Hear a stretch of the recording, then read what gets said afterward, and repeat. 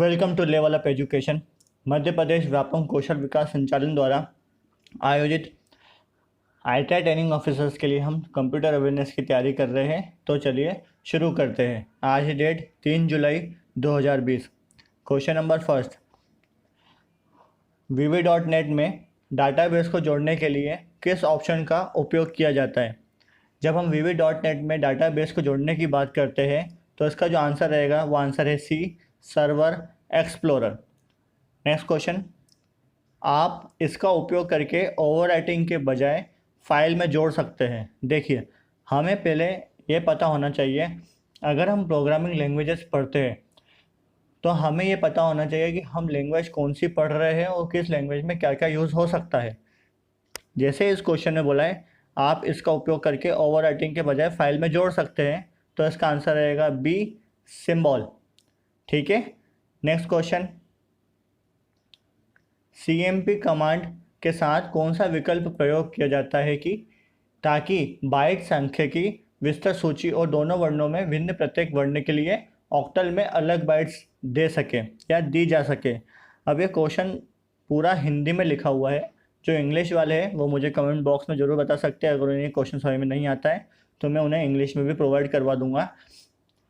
Question ये है कि CMP कमांड के साथ कौन सा विकल्प प्रयोग किया जाएगा जो बाइट सांख्यिकी विस्तृत सूची और दोनों वर्णों में भिन्न प्रत्येक वर्ण के लिए ऑक्टल में अलग अलग बाइट दे सके। तो इसका आंसर रहेगा ए, एल।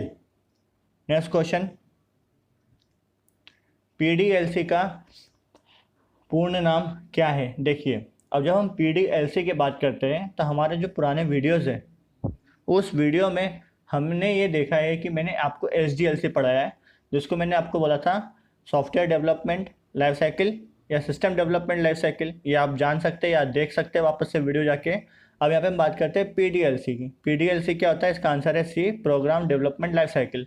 जिस तरीके की SDLC लाइफ साइकिल थी जिसमें 7 फेसेस थे, ऐसी हमारा प्रॉब्लम डेवलपमेंट लाइफ साइकिल है। इस प्रोग्राम डेवलपमेंट लाइफ साइकिल के फेसेस आप इस पिक में देख सकते हैं। ये पिक देखिए, फर्स्ट है problem definition, second problem analysis, third algorithm development, fourth coding and documentation, fifth testing and debugging, sixth maintenance. ठीक है, तो ये आपके हैं program development life cycles. Next question, modulated light को भेजने में किस केबल का उपयोग किया जा सकता है? देखिए, जब हम मॉड्यूलेटेड लाइट की बात करते हैं तो जो मॉड्यूलेशन होता है वो आपका जाएगा, इसका आंसर है सी, फाइबर। अब आप ये जो पिक देख रहे हैं इसमें फाइबर केबल्स आपको दिख रही है। इसमें जो छोटे छोटे वाइट कलर के आपको जो पार्ट्स दिख रहे हैं ये आपके फाइबर्स हैं। ये आपके बिल्कुल हेयर के बराबर रहते हैं या हेयर से भी पतले रहते हैं, बहुत ही फ्लेक्सिबल रहते हैं। इनको अगर आप जमीन पर गिरा देंगे, धूल लग जाती है अगर इन पर, तो ये ख़राब हो जाते हैं। इसमें कोर और क्लेडिंग्स चलती है। ठीक है, अब इसके बारे में हम थोड़ी सी ये चीज़ जान लेते हैं। जैसे यहाँ पे लिखा हुआ है category 3 UTP and category 5 UTP। ये पिक देखिए, UTP होता है अनशिल्डेड ट्विस्टेड पेयर। यहाँ पे कैटेगरी चलती है। जब हम कैटेगरी केबल वायरिंग की बात करते हैं तो कैटेगरी 3, कैटेगरी 5, कैटेगरी 6।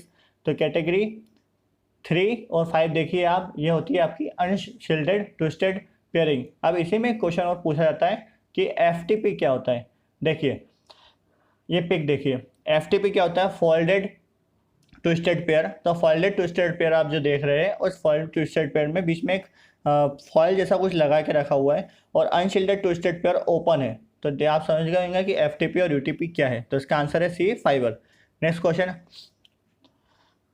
यूनिक्स में आप जिस टर्मिनल का उपयोग कर रहे हैं उसका डिवाइस का नाम प्रदर्शित करने के लिए किस कमांड का उपयोग किया जाएगा?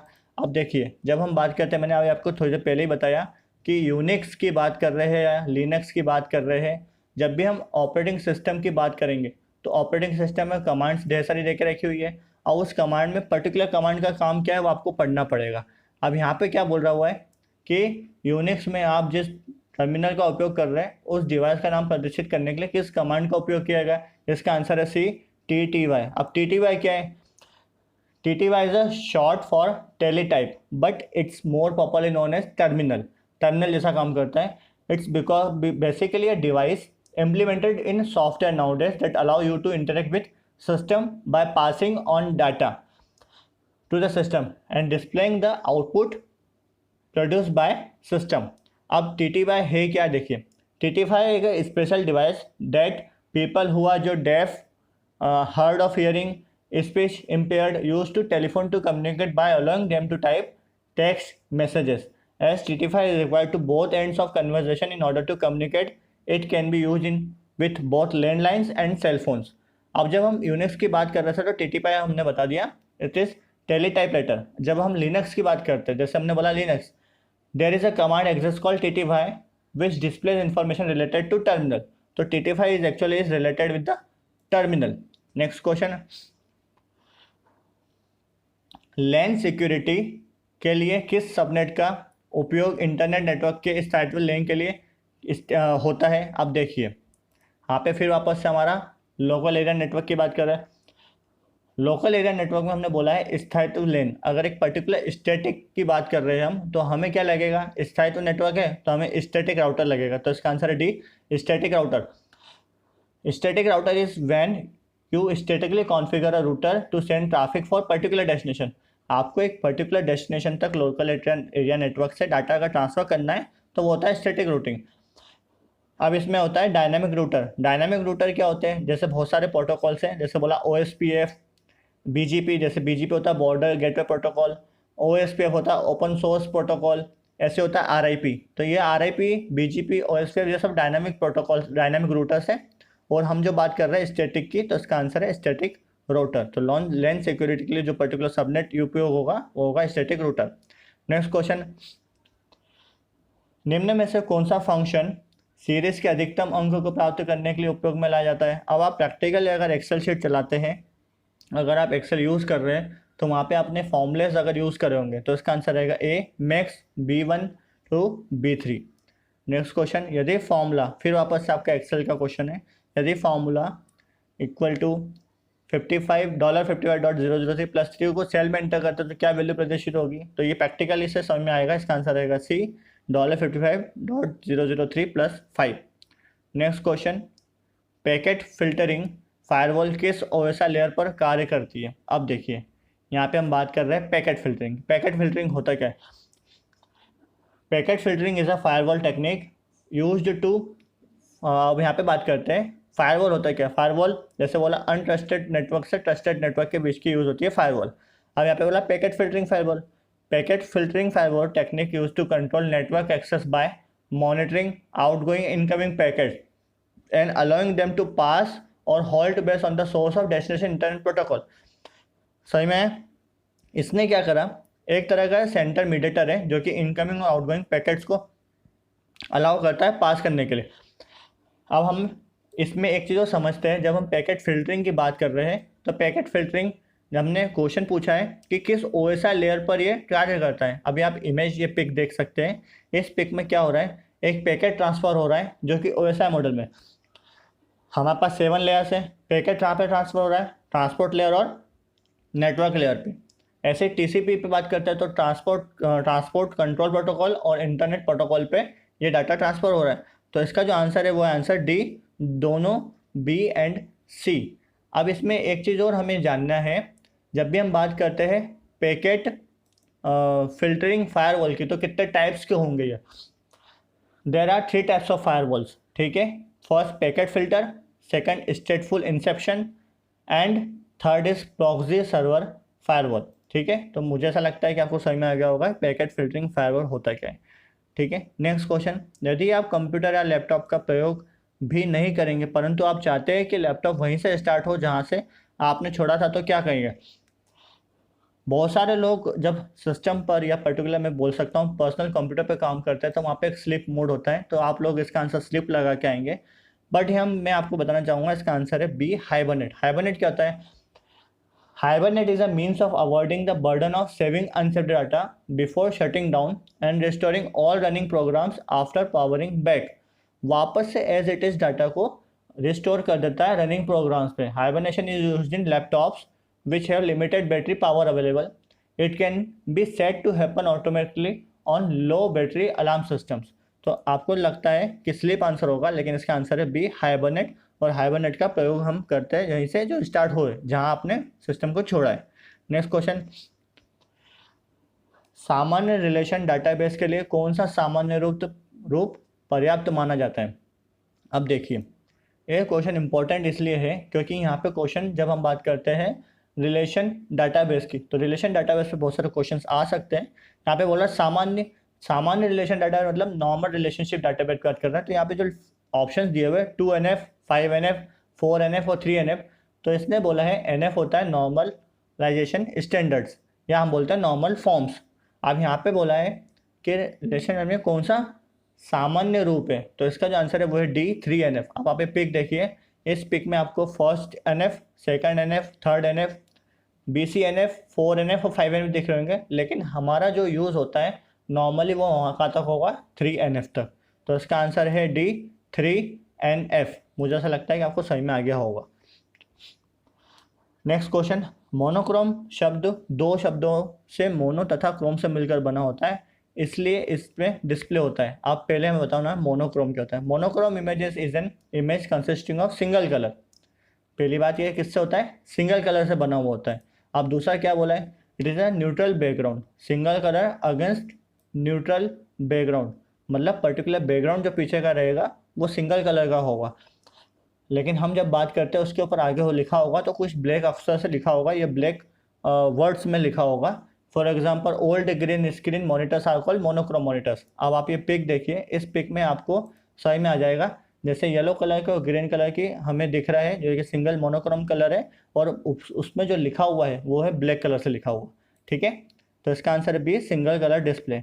नेक्स्ट क्वेश्चन, यूनिक्स सिस्टम के साथ आने वाला सबसे पुराना सबसे व्यापक रूप से उपयोग किया जाने वाला शेल कौन सा है, तो इसका आंसर रहेगा सी बॉर्न शेल। तो बॉर्न शेल सबसे पुराना और सबसे व्यापक रूप से उपयोग किया जाने वाला शेल है।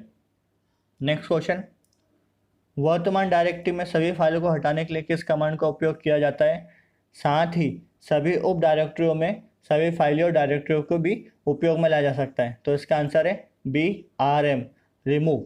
ठीक है, अब बहुत सारी कमांड्स आपको पढ़नी पड़ेगी और उन्होंने कमांड्स पुराने वीडियो में आपको सारी दे के रखी हुई है।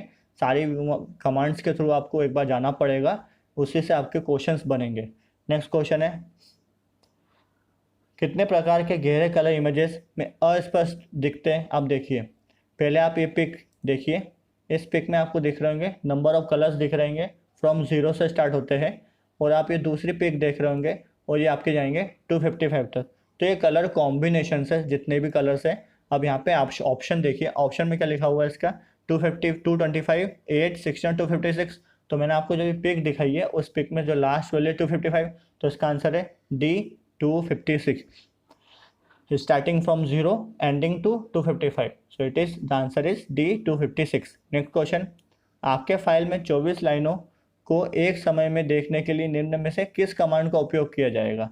अब जब हम बात कर रहे हैं यहाँ पे 24 लाइनों को एक साथ देखना है तो किस कमांड का उपयोग किया जाएगा, तो इसका आंसर रहेगा APG। नेक्स्ट क्वेश्चन, भाषण के लिए हमें डिजिटल सिग्नल को कितना कंप्रेस करने की आवश्यकता है। इंपॉर्टेंट क्वेश्चन है ये, बहुत सारे लोगों को नहीं पता होगा। इसका आंसर है C 64 किलोहर्ट्ज। नेक्स्ट क्वेश्चन, निम्न में से JPEG का फुल फॉर्म है जॉइंट फोटोग्राफ एक्सपर्ट ग्रुप में एक ग्रे स्केल पिक्चर बनाते समय ब्लॉक्स कितने पिक्सल में बटा हुआ होता है। बहुत इंपॉर्टेंट क्वेश्चन है और बहुत बार पूछा गया हुआ है क्वेश्चन कि जब JPEG की जो स्केल ग्रे स्केल पिक्चर बनती है, पहले आप ये पिक देखिए, इस पिक में आपको दिख रहा होगा, इस पिक में आपको क्या दिख रहा है, इस पिक में आपको दिख रहे हैं 8x8 के ब्लॉक। तो जब भी हम कोई ओरिजिनल पिक्चर लेते हैं उस ओरिजिनल पिक्चर को हम जब कंप्रेशन में लेके आते हैं तो वो कितने ब्लॉक्स का हो जाता है, 8x8 ब्लॉक का। अभी आप ये ब्लॉक देख रहे होंगे, इस ब्लॉक में आपको 8x8 नहीं है। अब नेक्स्ट वाला जो इसका एक और इमेज दिख रहा है, उस इमेज को आप ध्यान से देखिए, उस इमेज में आपको 8x8 के पिक्सल्स जरूर दिख जाएंगे जिसमें ब्लैक वाइट कॉम्बिनेशन से। तो इसका आंसर रहेगा D 8x8। Next question, enhancement update और बग फिक्स प्रोसेस SDL से के किस स्टेप में पूरी की जा सकती है। तो जब भी हम बात करते थे, मैंने आपको बताया था SDL से और PDL से program development life cycle, SDL से system development life cycle. System development life cycle किस स्टेप में पूरी की जाएगी, तो इसका आंसर रहेगा D maintenance and evolution. Next question, data type में डेट या टाइम को स्टोर करने के लिए किस कैरेक्टर का यूज़ किया जाता है। जब भी हम डेटा टाइप में डेट या टाइम को स्टोर करने की बात करते हैं तो इसका आंसर रहेगा B, dollar. Next question, MS Excel 2010 में टेम्पलेट फाइल का एक्सटेंशन क्या है? तो MS Excel 2010 में जो टेम्पलेट फाइल का एक्सटेंशन है वो है इसका आंसर C.XLTX। ये इंपॉर्टेंट क्वेश्चन है और ये नया क्वेश्चन है। नेक्स्ट क्वेश्चन, TOC का उपयोग करके आप बन सकते हैं। TOC होता है टेबल ऑफ कंटेंट। पहले आपको बता दूं TOC का फुल फॉर्म होता है table of content.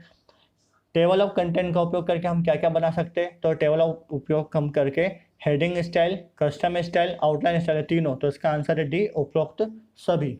Next question, MS-DOS इनमें से कौन सी एक्सटर्नल कमांड है? कल मैंने आपसे पूछा था कि MS-DOS इनमें से इंटरनल कमांड कौन कौन सी थी, तो उसके आंसर्स अलग थे। यहाँ पे मैंने आपसे पूछा है कि एडिट, लेबल और सिस्टम या ये सभी, तो ये सब कौन सी आपकी एक्सटर्नल कमांड्स हैं? तो इसका आंसर है डी, ये सभी। नेक्स्ट क्वेश्चन, इनमें से टेबल टैग में सबसे पहला टैग कौन सा होता है? अभी आप जो पिक देख रहे हैं उस पिक को आप देख कर समझिए। सबसे पहले हमने लिखी है बॉडी, बॉडी का लाया टेबल। क्वेश्चन ये पूछा है कि टेबल टैग में सबसे पहला टैग कौन सा होगा? तो सबसे पहला टैग है कैप्शन। अब वापस हम क्वेश्चन पे आते हैं। अब क्वेश्चन देखिए, हेड, कैप्शन, TH और TD। अभी आप इमेज देखिए, इमेज में पहला caption, then TR, then TH, then TD, then body. तो इसका जो आंसर है वो आंसर बी, कैप्शन। अब कल मैंने आपसे एक क्वेश्चन पूछा था, MS-DOS में चेंज करने के लिए इनमें से कौन सा ऑप्शन यूज होता है? इसका आंसर है सी, अल्टर। अगले वीडियो के लिए आपके लिए एक क्वेश्चन है, इनमें से इनपुट टैग के लिए एक एट्रीब्यूट का टाइप नहीं है। जब भी हम बात करते हैं इनमें से इनपुट टैग के लिए एक एट्रीब्यूट का टाइप नहीं है, तो आप मुझे आंसर कमेंट बॉक्स में ज़रूर दीजिएगा। आप हमें टेलीग्राम लिंक पे ज्वाइन कर सकते हैं। PDF आपको डिस्क्रिप्शन बॉक्स में ज़रूर मिल जाएगी। बेल आइकन को प्रेस करना ना भूलें for the next notification. Thank you very much.